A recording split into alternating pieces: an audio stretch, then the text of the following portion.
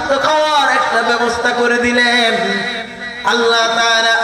বাঘ ভাল্লুক এরকম ভাবে সিংহ তারা যখন হরিণ শিকার করে এটার গোশত যখন টেনে টেনে খায়, এই গোশতগুলো বাঘ ভাল্লুক সিংহের দাঁতের এরকম ভিতরে আটকিয়ে যায়। আমরা গোশত দিয়ে ভাত খেলে যেমন আমাদের দাঁতের ভিতরে গোশত আটকিয়ে যায়, আবার এরকম কাঠি দিয়ে খিলাল করতে হয়।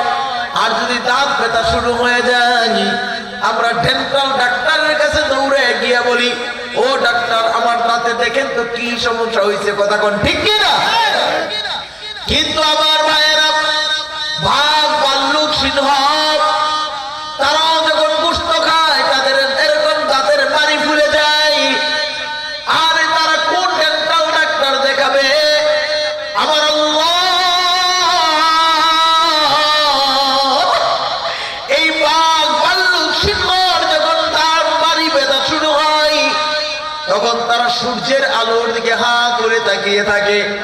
কারণ আমাদের দাঁত ব্যথা করলে গরম পানির ছাকা নিলে যেরকম আমাদের আরাম লাগে, ভালো লাগে, সূর্যের দিকে তাকায় যখন বাঘটা হা করে থাকে, সূর্যের আলো সূর্যের তাপ যখন তার বাড়ির ভিতরে লাগে, বাঘের কাছে সিংহের কাছে বড় আরাম লাগে।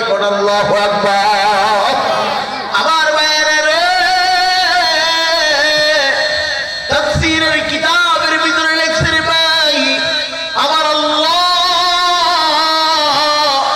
তখন ওই ছোট্ট পাখিটাকে বলে, ও পাখি যাও যাও যাও, আমি তোমার ডেন্টাল পাখি বানাইছি, তুমি ডেন্টাল এরকম ভাবে ওই বাঘ আর সিংহের দাঁতটা এবার ক্লিন করে দাও, পরিষ্কার করে দাও।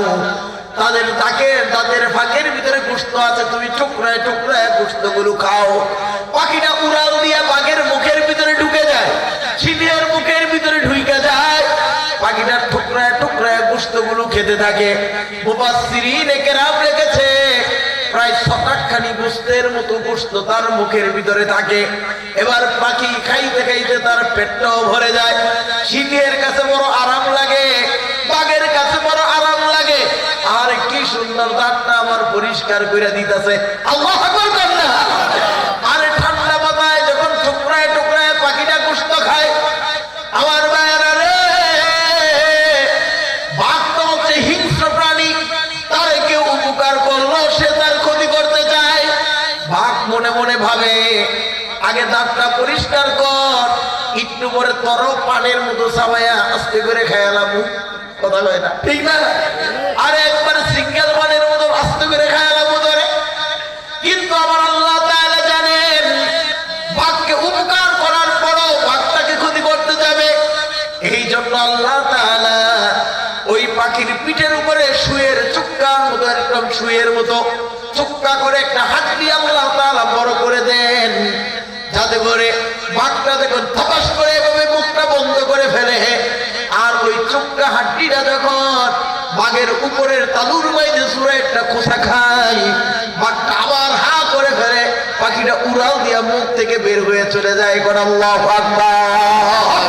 তাবারাকাল্লাযী বিয়াদিহিল মুলকু ওয়া হুয়া আলা কুল্লি শাইইন কাদির।